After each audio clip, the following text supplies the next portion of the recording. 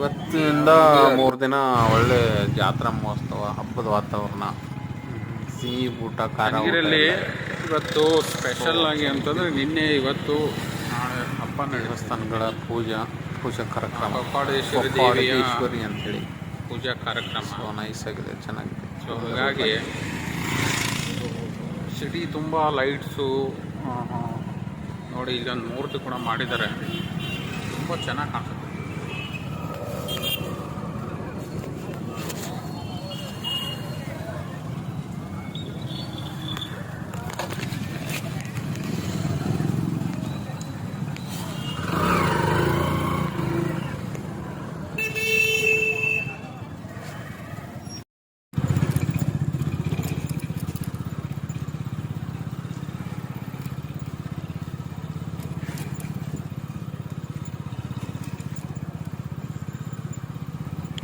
ಈ ಸಿಟಿ ತುಂಬ ಈ ಥರ ಲೈಟಿಂಗ್ಸ್ ಎಲ್ಲ ಹಾಕಿ ದೇವಿಯ ಮೂರ್ತಿಗಳನ್ನು ಮಾಡಿ ತುಂಬ ಚೆನ್ನಾಗಿ ಮಾಡ್ತಾರಪ್ಪ. ಇವತ್ತು ಆ್ಯಕ್ಚುಲಿ ಖಾರ